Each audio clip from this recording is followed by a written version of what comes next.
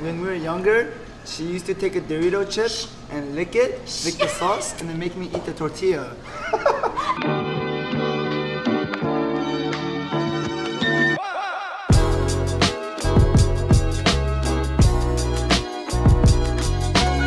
What's going on, everybody? We are in New York City right now. Welcome to another episode of Fung Rose Food.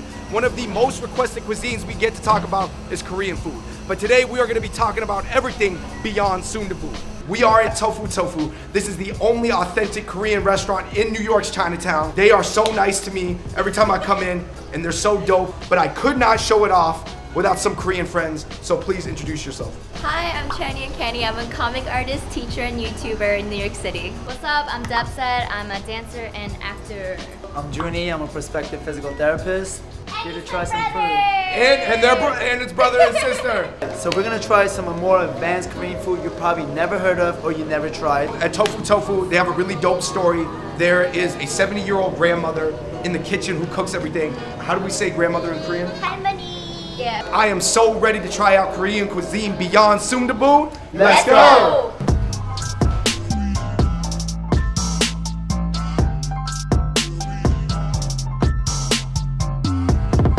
Okay, so the side dishes are coming before any of the food is, and the side dishes at any Korean spot are called Panchan. I want to explain it because I think for a lot of non-Korean people like myself, when you get the panchan, you just eat it, but you don't know what it is.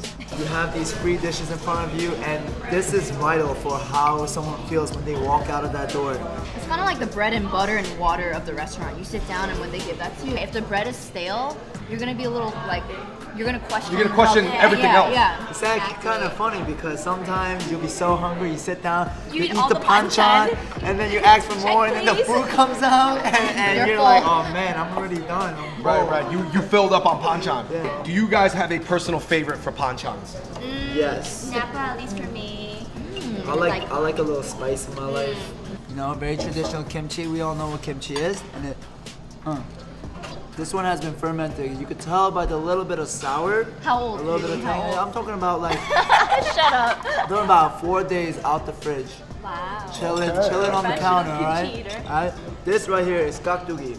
Check out the sound. You ready? Yes. Come through with the crunch.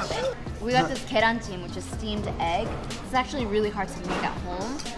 So this is just like an extra like thank you or a sign of hospitality. Okay, so Good should we all get a spoonful of this egg? But Dave, let me show you something. Right? This is something my dad always loves to do. Oh my god. Yeah.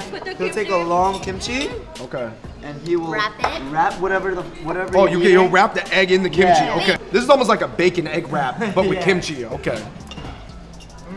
We've got a crazy spread for us, and we're just at the beginning. This is round one. You have your panchans, and then what do we have? Please explain to me what I'm looking at. All right, we got some japchae. It's got some beef and vegetables in it. It's usually either sweet potato noodles or it could be, I think, even cellophane noodles. And then we got some fried dumplings, which is very like, if you haven't ever had Korean cuisine, this is super safe. I didn't know that actually Koreans have their own version too. Yes. This is a traditional dish. This has rice cake. I like mine served with cheese and ramen too. Oh my gosh. That- But this is here it's more home style, right? This is Yeah. more the traditional way. Yo, we gotta get to this mini bosan. How do you guys explain it to people? Because it is boiled meat with boiled tofu, and a lot of people are like, but it's actually really good. It's healthier that it's boiled too because you soak out all the fat. I mean, the fat parts are still there, the fatty pieces. It's but essentially pork belly. it's like- Every house, they do the kusam differently. This is one whole bite. Hey. We have stepped into the main part of the show.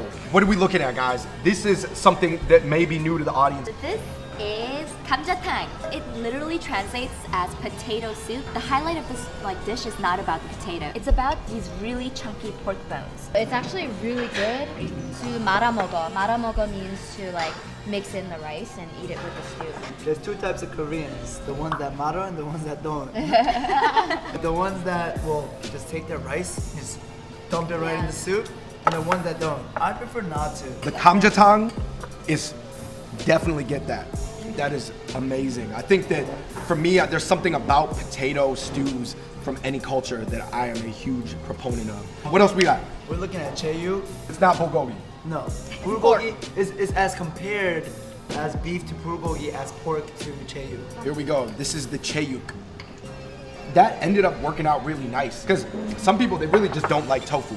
This kind of tastes like a I drinking think food so. to me. Yeah, I think so. This is your hangover food. This is samgyetang. Sam means ginseng. Ke means chicken. Tang means soup. Koreans love to eat really hot things on hot days, and they go, ironically. No, it's true. I just ate a juju date, and man, that took me back because that is such a traditional flavor in a lot of Asian food. Yeah. Ginseng, dates, such a good combination, and so many different cultures use it. That was very good. There are two types of people. There's people that will clear out all the bones first and then like eat it comfortably.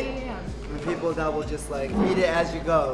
Okay. I would definitely just like sort everything out. But because you're not about catching a bone on Yeah, it. like I will get traditional wings.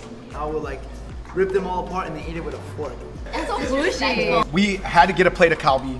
It's people's preferences. Sometimes they like just the authentic meat taste, and then there are people who like that like sweet, savory, gravy-like. You've heard of LA Kalbi? That does not mean Los Angeles Kalbi. This is like a really, really basic fact. LA means lateral, which is the type of cut of the meat, and that's what makes it different from regular Oh, I Kalbi. didn't know that. Yeah. I thought it was from LA. Everyone thinks LA means Los Angeles. Check this out. Two different kinds of people in the world. All right. You have. Look at this. Look at this. And then there's me. I don't Alright? eat this. Says a lot about you, to be honest. My sister used to call me a princess every time, like, eat this, you know? And I'm like, I don't want to. It's very, like, it's hard to chew around the Well, it's edges. cartilage, right? Funny It story. is. Funny story. So when we were younger, she used to take a Dorito chip and lick the sauce, and then make me eat the tortilla. and I would get in trouble if I didn't That's eat messed that. up, No, Yeah. but he agreed. No. Because I said, you want Yu-Gi-Oh cards or All not? right, let's not get into And- the evil alright, things she's okay, done guys. to me. Family. Family is what family does.